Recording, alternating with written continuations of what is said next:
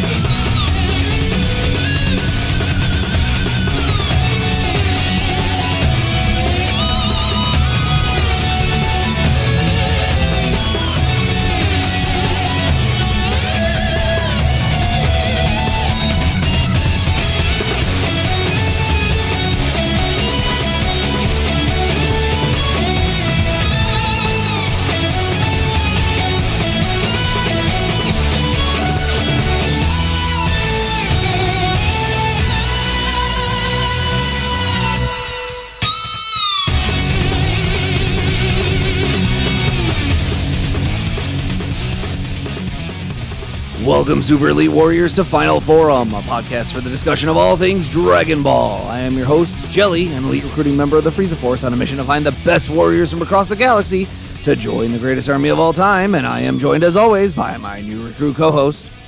This is the Bekinney, and join us as we uncover the cultural inspirations and hidden history behind Akira Toriyama's seminal franchise. Hey, how are you breathing right now? What? Well, at various times you've maybe take spacewalks and climb into the ventilation systems because you said you needed life support. In order to survive the vacuum of space, yeah, but this planet has an atmosphere. But it's a completely different atmosphere from the oxygen-rich atmosphere that's made up every other planet we've visited. But it's an atmosphere. It makes sense, just trust me. Well, I'd like to take this opportunity to remind you that I'm a biologist, and no, it doesn't make sense. Okay, Mr. Biologist, I'll make you a deal here. If I die on this mission, you can dissect me and figure out how my species is capable of surviving on multiple different atmosphere types. You mean you don't know? Do you know how you're capable of surviving in the vacuum of space? Yes. But would the average member of your species? Yes. It's part of basic schooling. Huh. Well, anyway... And besides, dissection wouldn't likely tell me much. I'd need to be more of a vivisection while you're alive and actively breathing so I could witness your respiratory system in action. Well, I absolutely do not give my permission to be vivisected. Okay. I'll decide if I choose to have heard that or not later on. Listen, can you just help us get a bearing on the target so we can make our introductions and start to figure out what's been going on since the planet with the gravity fluctuations?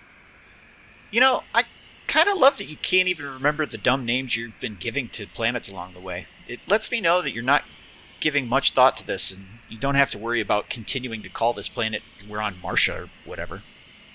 The word was Martian, and that was for the planet's inhabitants, if there are any. The planet is called Mars. Bearing at 0.504. Okay, listen, before we head towards what proves to be an important meeting, how about we put a little bit of a capper on the Namek and Ginyu sagas before we get into Dragon Ball Z's Frieza saga? Because today, we are going to be talking about episodes you just told me before we started, and I forgot. Episodes 76 through 80. And then what we're going to do is we're going to do what we do when we get to like ends of arcs and things. We're going to do a little manga kind of comparison and just talk about we read the manga. Also, at this point, let me just remind everyone, we'll do our CTAs and say, if you're listening to us and you have not done so, please take a moment to rate and review us. That helps us in algorithms.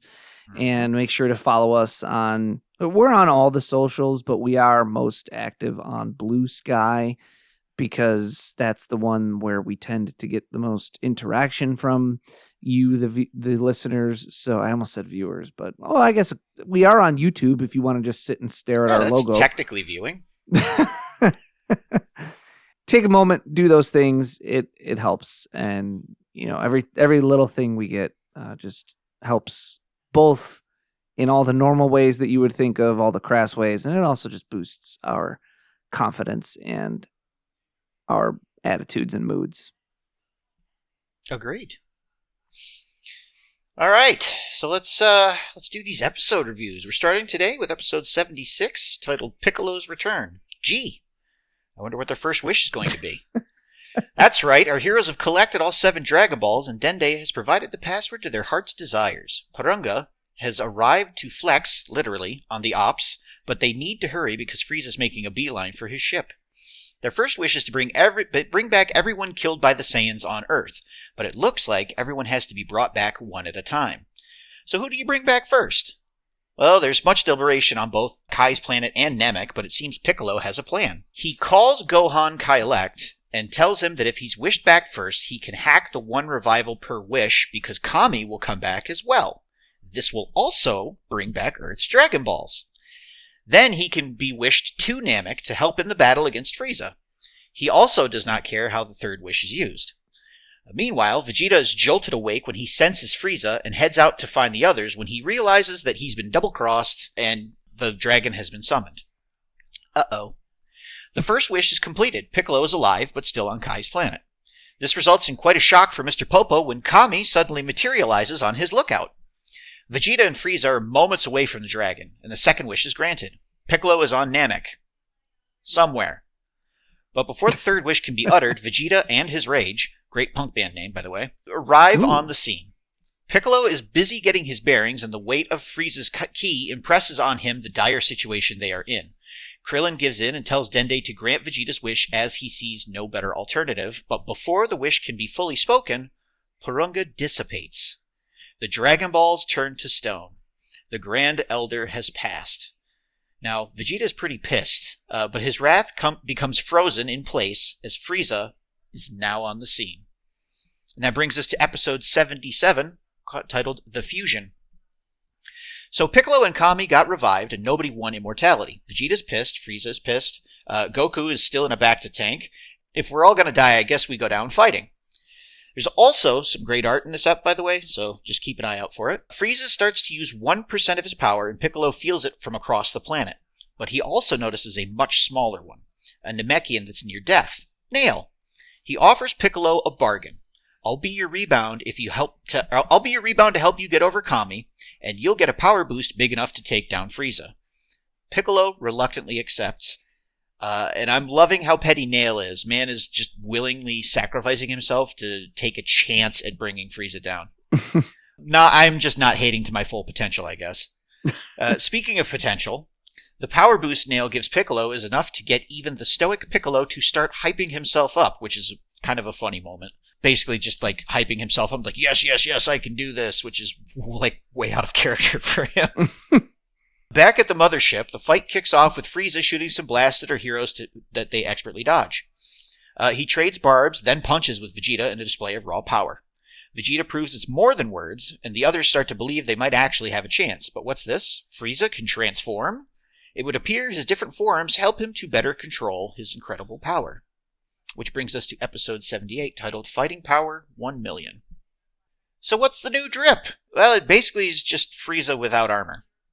Or at least, that's what I thought at first. He and Vegeta trade insults again. Then Frieza lore dumps on the destruction of planet Vegeta. And we get to see Vegeta's father, King Vegeta, as he leads his men on a suicide mission charge against Frieza to free their planet of his tyranny. This leads to Frieza punishing the entire planet with extinction, again with gorgeous art. Frieza drops that he hasn't even transformed yet. So what's the new drip, I guess I'll ask again. Let's check in with Bulma first. She's a fair distance from the fight, but still dealing with the fallout. There's a stampede of large dinosaur-like creatures bearing down on her, and her fate seems doomed to a smushed fate, but she manages to somehow escape unharmed. Back to the drip a third time. It's actually just a roided-out version of base Frieza. Think Raccoon, but with like Frieza's head, tail, and bull horns. Oh, and his tail like grows now. I don't know how that works, but yeah, don't worry about that. It's used like once and just never comes up again. He powers up a bit and causes a planet-wide tsunami. There's some signatures standing around for a bit, and then Frieza leaps into action and immediately impales Krillin on his horn. That brings us to episode 79, titled Gohan Attacks. So Krillin's looking a bit run through at the moment. Gohan tries to help his buddy, but he gets KO'd by a tail swipe. Frieza starts to dance around his new Krillin hat, and on Kai's planet, training continues so the rest of the crew can maximize their gains. But they see consternation on King Kai's face. Meanwhile, Bulma's still trying to survive the hostile Namekian wilderness. She's worried about the boys, which is totally appropriate because they are royally screwed right now. What's worse is Goku seems unaware of, or does seem aware, I should say, of everything that's happening outside, and yet he can't do anything. Gohan makes a second attempt at helping his buddy, but Frieza decides to gloat in his face instead. This pisses Gohan off enough to finally fight back. He puts a good thrashing on Frieza, but nowhere near enough to take him down. It seems all Gohan did was piss him off. He puts Gohan in the dirt, but Vegeta ambushes when Frieza drops his guard. But again, it's not nearly enough. Frieza ignores Vegeta in favor of dealing with Gohan. What a blow to his ego. Which, at this point, is more torture than actual fighting. Will anyone be able to rescue them in time? Which brings us to our final episode this week, episode 80, titled Piccolo the Super Namek. So, is anyone going to save Gohan? Vegeta's paralyzed by fear, Goku's still healing, and Piccolo is still en route. We get some nice footage reuse of Gohan's training and Piccolo sacrificing himself for Gohan, but it's looking like it might be too late this time. Before Frieza can land the finishing blow, however, he's pushed back by a Kienzan. Yes, Krillin is healthy again, but how? Krillin takes part of Frieza's tail, then goads him into a wild goose chase. Krillin can't outrun Frieza, so he goes for using the terrain to his advantage instead. Frieza can't sense ki, so if he breaks line of sight, he might be able to just get away. Frieza's higher speed turns the labyrinth into a nightmare for Krillin as Frieza toys with him. He flushes Krillin out with a well-placed energy blast, so he has to try hiding underwater instead. Eventually, he does have to come up for air. Krillin has one last trick up his sleeve, however, the Taioken. Krillin manages to perfectly execute it about 5 feet from Frieza's face, which should buy him plenty of time. Time for what, you ask? Well, it turns out Dende has an interesting new talent. He can heal people back to perfect health like a Senzu Bean. Gohan's sudden reversal of health is surprising for Frieza, but when Piccolo finally shows up to the fight, it's starting to tip the math in our hero's favor. Piccolo is going into this fight blind, but he seems very confident. He wants a one-on-one fight, and everyone stands around watching for a bit, and then, the episode ends. So that's where we stand at the end of the episodes for this week. I liked these episodes quite a bit, actually. Yeah, it's the ratcheting up of the tension is just getting almost unbearable at this point. This is where what people call like the Dragon Ball Z pacing really comes in, but in these episodes, I think it works. Right? It is like you said, it's the tension is just constantly ratcheting up, and I even feel like the moments when we cut to Bulma or cut to other things, they don't seem to rob from the tension as much. It's just something about where they're placed that still feels like it's like tension for everybody in every scene is constantly ratcheting up, right? And it still feels like just feeds into the main conflict.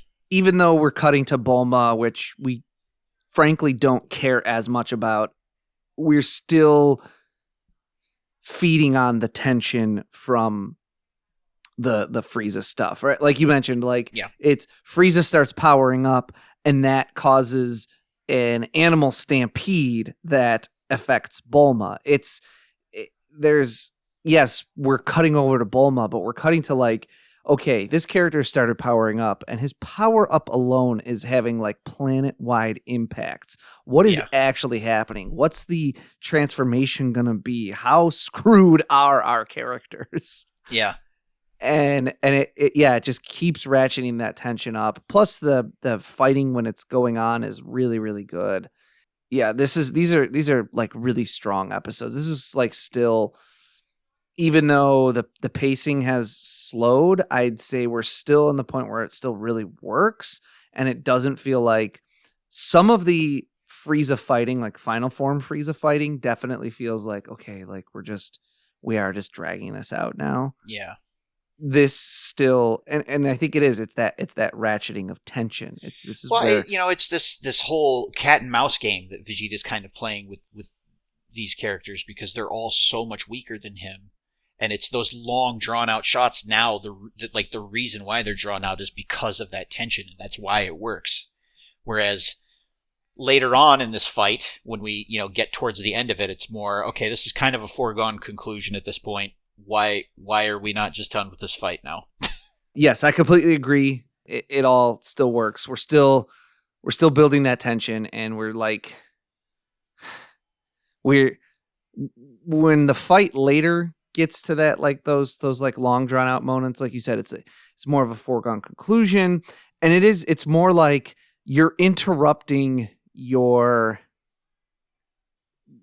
exhale, right? This is like you're interrupting like your inhale, like you're like it's like gasp and then and then gasp again and then gasp again, like it's you're constantly like getting to the edge of your seat, and how much more to the edge of your seat can you get? And then when it interrupts later, it's like you're in that moment of like, that meme of like me and the boys watching Goku go Super Saiyan for the 87th time, and it's like them like sitting on the edge of their chairs, and then them like pumping their fists in the air cheering. Yeah. The interruptions in the flow and the pacing in this part are everyone sitting on the edge of their chair, and the interruptions later on are when everyone's cheering, and you don't want to be like in your like cheering like rah moment, and then cut away to a character like futzing around on Earth somewhere doing nothing. Like it's just So this still really works. I had, before we get into just talking about the manga, a couple of things that I just wanted to talk about that don't have any like, I couldn't find any particular cultural markers, but they've been things that have happened. So, okay. Do you have any thoughts on Grand Elder Namekian unlocking potential, and how and why Gohan is able to have his potential unlocked more than once over the course of his life? Yeah, I think my thoughts on that are probably, in reality, maybe Toriyama forgot that he already unlocked Gohan's potential. I'm sure if you wanted to like explain it away, there's probably some metaphysical explanation for it in some way, shape, or form. I have a thought that I think makes sense. Go for it. Maybe. Okay. The Grand Elder can unlock your current potential that you're holding back on for some reason. Usually some, more than likely, like subconscious reason. Either you think like your body wouldn't be able to handle the strain of it, or just mentally you can't quite get there, right? It's like we've seen things like that happen in storytelling and in like real life almost. Like the Grand Elder basically gives you the ability to unlock the part of yourself that can tap into like your fully fueled adrenaline power, right? Okay. Like how moms can lift cars off their children when they're feeling rushes of adrenaline. Yeah. The Grand Elder grants you the ability to do that like at will. Like he unlocks that from you. Okay. But that is only at your current state, your current. He basically gives you access to your current 100%. Get you. I get you. Okay. Gohan then gets to Super Saiyan 2 and all this stuff later on, and his new ceiling is well beyond what the Grand Elder was able to unlock. But he's still not, he's still got some sort of barriers to get there. So that's kind of my thought behind it. Okay. I don't know. I'd buy that. Yeah, that makes sense. Like he's just unlocking any explanation I've come up with your current 100% power. Yeah. So, also there could be something like, I don't know. We'll have to see when we get to Elder Kai unlocking Gohan's potential. If like maybe there's some slightly different explanation for it. If there's some slightly different dialogue behind it, because I could also see that as being like we haven't talked about this arc and we won't for a very long time, but in the Granola the Survivor arc of Dragon Ball Super, the character makes a wish to become the strongest in the universe, and the dragon is like, well, I can't just do that. He's like, in order to do that, I would have to take all of the years of your life that it would take you to reach that level of strength and take them off of your life. Oof. I wonder if like the Elder Kai's unlocking of potential is maybe some version of that, like not taking years off of Gohan's life, but rather than unlocking your current 100%, he's unlocking future potential as well. And that would kind of make sense too, because the Elder Kai's after the Elder Kai's training, isn't it mentioned that Gohan shouldn't go Super Saiyan ever again because it would blow him up? Something like that, yeah. So it's like blocking off the Saiyan heritage portion of his power in pursuit of something different, maybe. Yeah. So those are my thoughts on it. I you know, maybe it's right, maybe it's wrong. I don't know. I don't know that anyone has ever really gone too deep.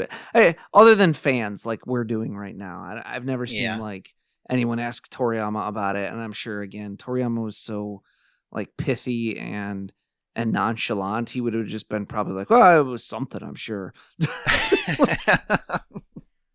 I also had a thing kind of come to my mind while reading this, just in general, that I wanted to comment on, with Goku like instantaneously raising his ki and highlighting just how good of ki control our characters have.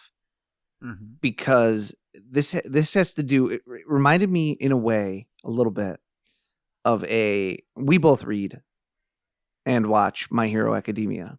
Sure.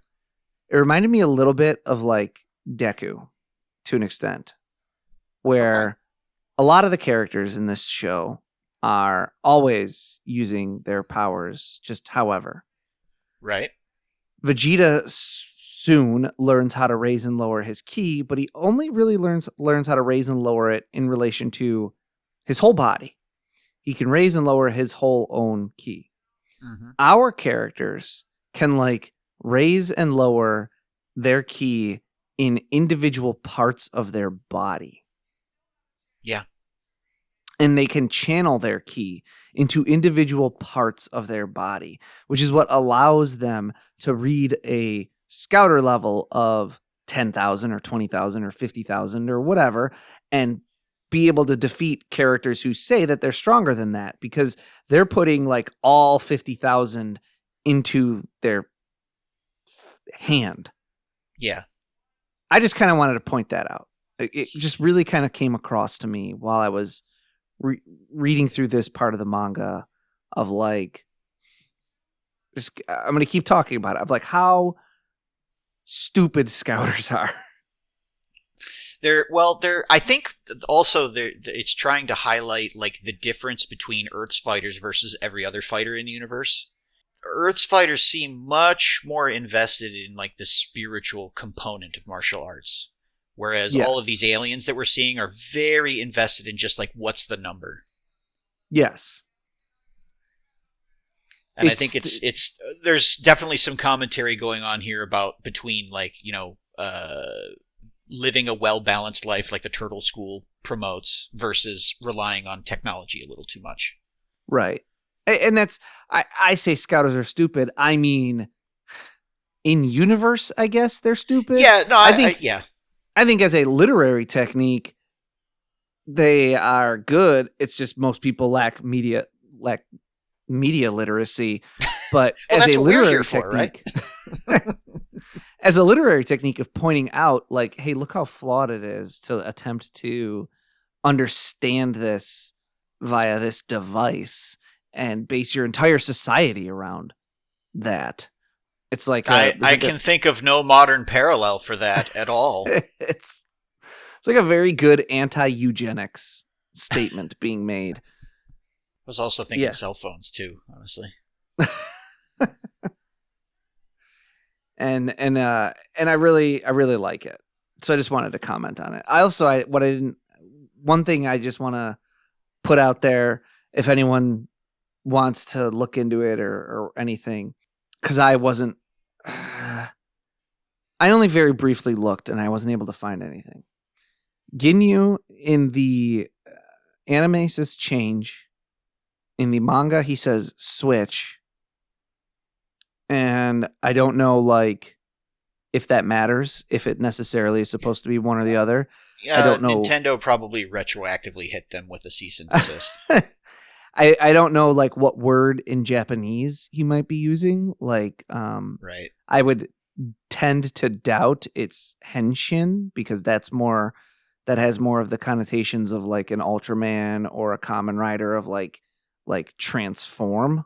But that also is the only Japanese word I know that is in, like, I don't speak Japanese, so. Fair. I can't judge you for that. You probably know more words than I do at this point.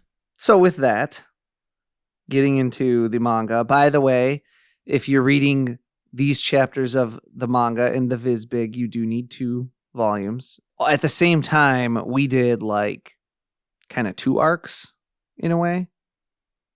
Mm-hmm. Because we did the Namek and Ginyu, but yeah. What are you gonna do? So back at the beginning of all this, before they even get off of Earth, Bulma at one point calls Roshi Turtle Boy. Yeah, I like that as a good little insult. Hey, Mr. Popo's magic carpet can use teleportation, and nobody ever asks to use it ever again. It was probably launches, in all honesty. And they just forgot it existed because they all keep forgetting that launch exists. I thought that Popo's story about Kami felt a little different in the manga versus the anime. Likely just like weird little translation differences largely because the manga is much less reticent to call Kami God. And therefore, whenever Popo is talking about him, he says like his lordliness, his godliness, his holiness. Like he says things like that. In the anime, they never, ever do that. Right. I know that Kami says that finding food was difficult, but we know Namekians only need to drink water, so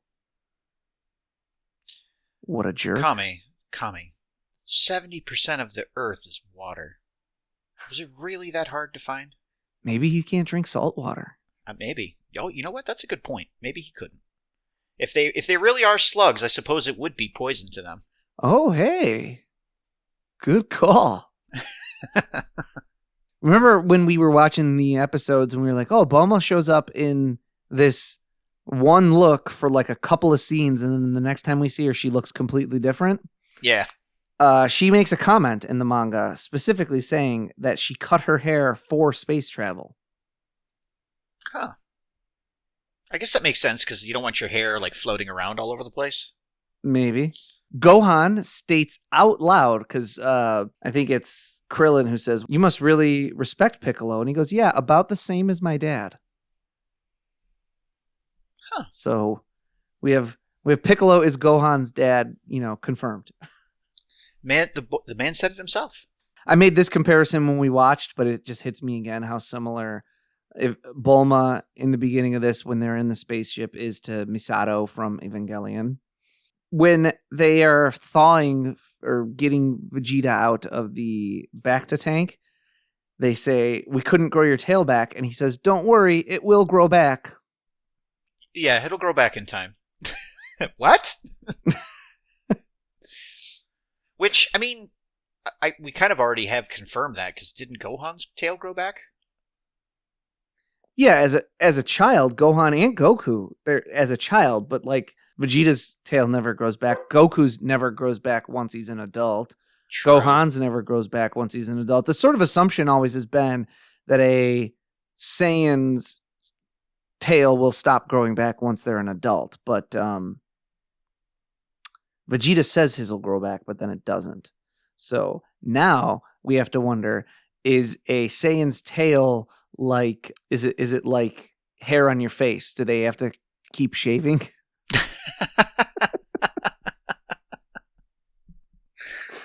Oh, the nub's growing back. Let me get that real quick.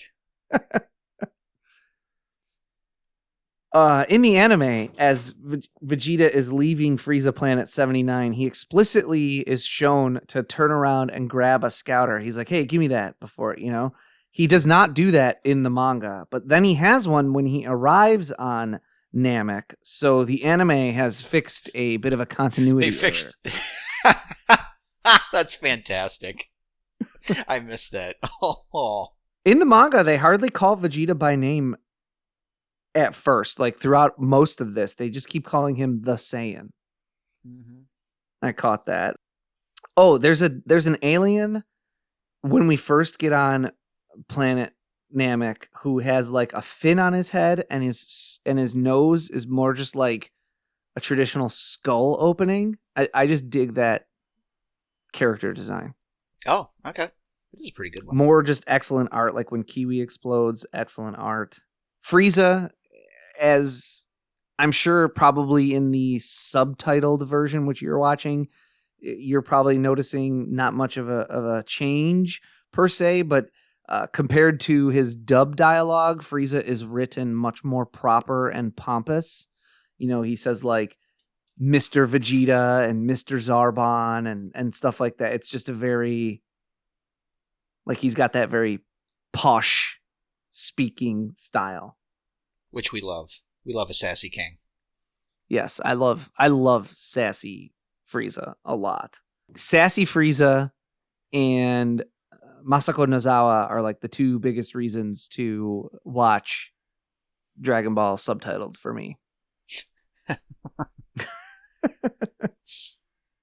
Which the more modern dub takes care of. We get sassy Frieza these days. We do. We absolutely do. Goku says he's the one who remembered that he came to Earth on a spaceship. He thought real hard and remembered it. Goku doing the thinking. Wow, he used his brain for once. That's impressive. Again, I just noted when Goku goes to Capsule Corps and he meets Bulma's mom. Definitely swinger vibes still / again. Yeah, the way she's holding on to him and everything. Okay. We should go out for a drink after this. Like, oh, geez, lady. You're married. Yeah, he's cool with it. Like, and so is he. Why do I get the feeling that the briefs have a chair in their bedroom? In the manga, the delay on on Goku's ship being finished is speakers. I feel like I remember in the anime they said cup holders. I remember it being something about the speakers. And also, I feel like I also remember in the anime it was like a couple more days. Like he was like, "Oh, it'll be ready in like 5 days." Yeah, it was something like that. The timing gets really weird with the anime because like they had to pad for so much stuff that it throws the timing off for everything. Well, but I feel like the joke works almost better like he's like, "Oh, it'll take me a couple more hours to install the speakers," and Goku's like, "Speakers? I don't care." Versus like, "Oh, it's going to take me a few more days." Like I built this entire spaceship in 30 days in a month, but it's going to take me 5 days to install the one last thing that's completely unessential. Those acoustic calculations are very tricky. Very tricky. I noted like every Namekian seems to dress exactly like Piccolo. Yeah, Piccolo's never been exposed to this culture, but just knew how to dress. It's incredible. There's this awesome moment in the manga specifically where when Frieza is like torturing the one village and the one elder is like, just promise not to hurt the children. He gives this edited by Lord Frieza for our listeners' safety eating grin. Yeah. That is just spectacular. It is like the most smug, smarmy drawing of Frieza grinning that you could possibly imagine. It's spectacular. Here's one. This is one that people have like kind of pointed out and talked about. In the manga, Frieza is the one that kills Scargo or Cargo, but in the anime, it's Dodoria. Now, I don't know how you feel about this because I've actually seen people be like, "Oh, I prefer that it's Dodoria because it like makes it take longer before Frieza does anything. I can kind of see that. Like, no, let the mooks do it. Like Frieza's like, these people are so beneath me, it's not even worth me doing anything. Right. Then it also, like, I don't know, it, like, almost conflicts with some of the stuff we see about Dodoria later on, where, like, when Frieza wants to blow up planet Vegeta, he's like, isn't that a little much? Yeah, it's fine. The manga does a really good job with the fake out of Dodoria blowing up an island and making it seem like it's the one where Krillin and Gohan were hiding. Like, it's very well, like, the paneling is spectacular. Mm-hmm. Vegeta says that he hopes Dodoria will get reincarnated as a true warrior. That's our first explicit nod to reincarnation that we get in Dragon Ball. And it's our first tip-off that Dragon Ball is operating on that cycle of reincarnation. Well, It's not really our first, because like we've kind of been under this assumption that Dragon Ball's afterlife is very Buddhist, very Eastern type of thing. But this is the first time where it's being made like explicit. I see. I think that's kind of interesting, because that is like, we're going to talk about that when we get into, we'll talk about it like in a lot more detail when we get into the Buu saga and the very famous moment of Vegeta's sacrifice. But there's an undercurrent through his decision to sacrifice himself there that I think gets lost on a lot of people who are like, oh, well, they'll just wish him back with the Dragon Balls like they do for everyone. Because they kind of overlook / don't understand whatever that Dragon Ball has this sort of reincarnation cycle going along. Krillin says, quote, they say once you start hoping for miracles, it's all over, unquote. My dad says hope is not a strategy all the time. Yeah, I've heard that one. So I thought that was like a funny just synchronicity. King Kai freaking out about Frieza is awesome. Frieza gets this amazing facial expressions all the time. Frieza is the first person to mention Super Saiyans for real, where he like mentions, oh, he's going to become a Super Saiyan. And Zarbon openly acknowledges Goku's existence, where he's like, what are you worried about Super Saiyans for? Aren't the only Saiyans like Vegeta and that guy that he beat up on Earth? And then he never actually gets to meet Goku. That's true. One thing I don't like about the Vizbigs, and I'll say all translations of the manga that are official, which is just Viz. Yeah. Is they, like the show, have delineated between Dragon Ball and Dragon Ball Z. Right. And therefore, instead of it being all one thing, as Akira Toriyama wrote it, it like starts with Dragon Ball Z chapter 1 instead of, Dragon Ball chapter, I think that would be 154 at that. No. I don't know at that point. 195 or something maybe. Okay. So, chapter 53 of Dragon Ball Z, according to Viz, which I'm not sure how that, like I said, calculates out to the right number, is called Planet Namek Cold and Dark. And Bulma has a safari hat on. And that just, to me, has this like African exploration, Dr. Livingston, I presume, type of feel to it. Yeah. Right? That's just kind of, I thought that was kind of a fun potential nod. I don't know if that's like intended, but it had that feel to it. Okay. Which could be intended. I mean, we know Toriyama liked to watch like other animation, and I feel like that was a thing that I saw a lot in like Looney Tunes cartoons. I can see that. Like Africa, the Dark Continent type of thing. Yeah. Plus we know Piccolo's black. That's not our assessment. That's other people's assessment. But yes. Chapter 55, the title page on that one has a cute, like, Who's Who one-page little comic where it has, like, all the characters drawn in, like, kind of like a chibi style and says, like, oh, this character is Frieza and they are bad. And then, like, it's like a Zarbon and it's like, oh, it's a cute little, like, one-page comic almost. Okay. The title pages for chapters 61 and 62 are Goku and Piccolo driving.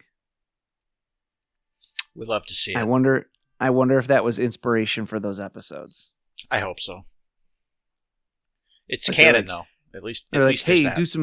do some filler. Oh, hey, here's a couple pages where they're showing driving. What if we just did that? Because it's like in 61, it's like Piccolo is driving, and he's driving like a sports car with like the number 1 on it. And then in 62, that car is in the background, crashed, and now they're driving a car with the number 2 on it. We'll have to see when there's even continuity. When we get to, he's also wearing like a backwards hat.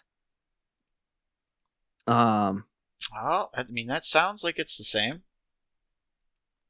We'll have to see too if it's like the same car when we get it there. To the episode. Yeah, if it's the same car, that'd be fun. Chapter 69, nice, is all the Z fighters training on King Kai's planet, which we never get in the manga, but there's your filler inspiration. Yeah, it's literally one page in the comics.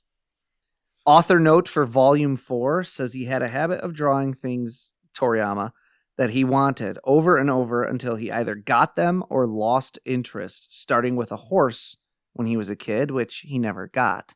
But so he says like that's how he got good at drawing things. When he wanted something, he would draw it until he either got it or got over wanting it. Okay. Katats, Piccolo's father, who is brought up in Daima, is first mentioned. So, hey, continuity. Nice. Oh, Goku training in the high gravity does not go to 100 Gs by accident like in the show. Oh. That's a pretty significant change, actually. Right, he just slowly like works his way up to it as opposed to having it done by accident in the show. They must have done it to up the drama, I guess. The show ups the drama, but I also feel like that like changes. It gives like a slightly different context to everything. Yeah, right? It almost makes because when you think about it, right, having it happen by accident and Goku like speeding up his training and his strength like that kind of makes the win on Frieza a little bit based on luck. Because like if that hadn't happened, who knows if he'd have been strong enough. It also kind of sets this precedent of Goku almost not even being aware of just how strong he is, type of thing. Of like he has the ability to push himself. It almost kind of sets the precedent that Goku can push beyond his known limits if a great need arises. Right. Oh, the very first chapter with the Ginyu Force was in color, and I loved that. It's like that metaphor we used when we were talking about those episodes, how like the show suddenly felt like it went from black and white to color almost. Yeah, a little bit. It's like it happens literally on the page, that it just suddenly gets this pop of color from the Ginyu Force. Also, just like the art for when they fight the Ginyu Force is like in the manga is top shelf. This is some great stuff. Oh, absolutely. Raccoon. Yeah, the Raccoon fight in particular looks gorgeous on the page. It's so good. And I also love that his dialogue, he's written to have that like Northeast accent. Like, come on, guys. Like he has that like actually written in his writing. I really like that. I think we talked about this when we talked about the fight, but it really just came across again in the manga. He has that trope that we talked about of the villain who just loves fighting and takes just as much pleasure in his own pain as the pain that he inflicts. Yeah. Really like that. Yeah, Toriyama does an excellent job of selling like how much fun Raccoon is having. Yeah, yes. Oh, there is a single line of expository narration that answers a question I've always had. Mm-hmm. Is Frieza's chair special, or is that his telekinesis? And the line of expository dialogue says, as Frieza's machine flies at great speed. Now, to me, that says the chair actually moves. Yeah, it's like a vehicle, and he just rides in it. Yes. Huh. So he's so... Oh, I see. So they're kind of like trying to paint him as like, this is so beneath me, I don't even want to expend energy to fly around to take care of business. Which I am 100% for. That's fantastic. Yeah, I liked it too. Oh, and I also like that, sorry, just to go back to the art really quick. I like Toriyama's use of frames that break the border and go like all the way to the edge of the page. Just excellent stuff. Yes. He's great with like almost like breaking the fourth wall of the manga. Yeah. Making it feel like the characters are jumping off the page almost. Mm-hmm. He's also great with the confidence to use negative space. Yes. That's a hard thing. And if you read any shonen manga these days, you will find that almost it's wild that for how much of an influence Toriyama had on the world of manga in terms of like storytelling and tropes and things like that, very few people seem to have taken how good he was at like not over shading. Yes, and I know exactly what you mean. You can read a Toriyama battle sequence because he's so confident in leaving a lot of negative space that really helps a lot of the action and everything pop out really well. And it's not cluttered with like dust clouds or shading, or it just is very like clean. Yeah. And then like you were saying about like the overshading, like he tends to only rely on it when he really needs contrast to show off like how bright an energy blast is as an example. Right. Yes. Like he still like he has it in him to do those things, but he's like, no, I only want to use it for a very specific thing. Exactly. Yeah. He knows when to employ like shading and tonality and when to just leave things as like black and white. Yeah.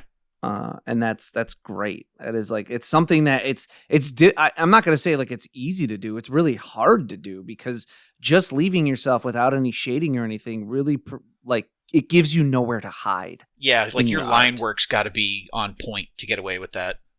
Right. So it's you like every time I read this, I just am continually floored by how good he was. Goku beating Raccoon with one punch reminded me of him doing the same to Momikun this time. And then there's a mention at one point about planet Lilliput. When is that mentioned? I wish I had written that down. But Lilliput is the tiny people nation in Gulliver. Gulliver's Travels, yeah. Yeah. But so yeah, that's what I had for my notes for the manga. Okay. A very, I think we'll still keep doing this. I like visiting that manga every once in a while. It has become because like this, like I'm of the opinion like he really starts hitting his stride with the Namek arc. As far as like his art and like his use of his cells and his use of like flow of action on his page.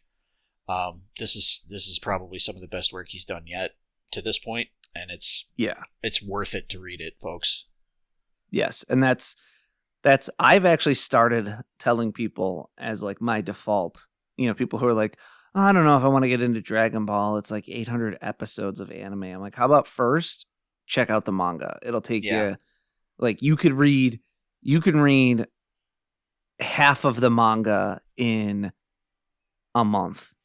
Well, I mean, like even what we were just talking just for this. So I was currently the last time before I read this chunk, I was at around chapter 246, and Okay. we just so I went back to that bookmark just to kind of go through as you were pointing stuff out, and I stopped at around 280. So that was like 40 chapters that we went through, and as I'm like clicking through it, I'm like, you could almost read it as I'm clicking through it. Like that's how little dialogue there is in a lot of spots, and it's a lot of its action, and it's a quick read. It is, yeah. That's kind of where I was like, you can, if you're, and I don't know who's listening to this episode that would ever be hesitant about checking out the manga, but like if you're ever hesitant about it, like you can get a Viz Unlimited subscription for like $3.99 for a month, and in that month, you could read that and a bunch of other good stuff. If you read Dragon Ball for like half an hour to an hour a day in that month, you could probably read all of Dragon Ball in that like 30 hours. And that's for $4. It's a pretty good deal. And we're not joking when we say the art is fantastic and it's worth it just on that alone. Yes. So I would give this part, because this is like, it's tough because we're like randomly breaking it off because we've still got, I think, like 30 or 40 episodes of anime left. Yeah. So I would give this like a 6 out of 7 Dragon Balls because there's no real like conclusion.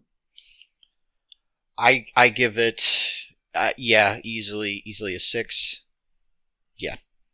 And that's not like a commentary. Like if you added in the next, it's probably like only 20 chapters that cover the Frieza part. It would probably be a 7 out of 7. Honestly, Yep. This stuff is that good. This is peak Dragon Ball right here. We've been running with like essentially 6 or 7s out of 7 since like Raditz. King Piccolo arc. Yeah, since King Piccolo. Actually, you're right. It's nice to go back over this and realize and just see like over time how he just keeps getting better and better and better and better. Yep. Yeah. That is our capper to the Namek / Ginyu stuff, and we'll be getting into the Frieza arc proper soon, and we'll take a slight step back and probably talk about Nameks and Namekians. We may do like maybe we'll do a Krillin episode in there because we got to figure out what to talk about for like 30 episodes. That's not going to introduce a single new character. Fair. This is why we've kind of only touched on characters at this point. Now we have an opportunity to really start digging deep on them. Exactly. So that's all I've got for this part of the show. All right, that's all I've got. Cool. Hey, we're just about a click away from the target. It should be up over that ridge ahead. Excellent. We can finally start getting to the bottom of why this creature has been chasing a Ventuvi through space. We spent months, I think, teasing our listeners out with the identities of these beings we've been chasing, and you just casually dropped one right now? Yeah, I have a feeling this was the right time. Why? Well, it's in the script for starters. What? Look, we're going to be coming up on one of our bigger, longer, more protracted adventures. I have a feeling. How could you possibly know that? Because the next script is a long one. What script? What are you talking about? How can you know any of this? Can you please just start making sense? Can I start making sense? Find out next time and help us achieve our final forum.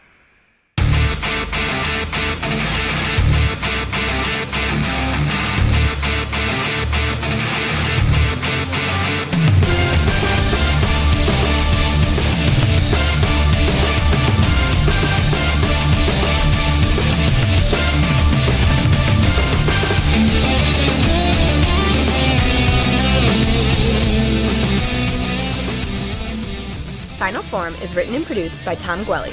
It is performed by Dan Kinney and Tom Gwelly. Our webmaster is Dan Kinney. Our theme music is provided by YouTube content creator GVG Kit. Want to learn more about the Dragon Ball universe, including concept art, behind-the-scenes interviews, and recommendations from Jelli and Bekinney? Connect with us on social media. Like us on Facebook, follow us on Twitter at Final Forum Pod. Make sure to subscribe, rate, and review wherever you receive your podcasts. And of course, make sure to share it with your friends and family and help us spread the word of the glory of Lord Frieza. The Frieza Force thanks you for your listenership.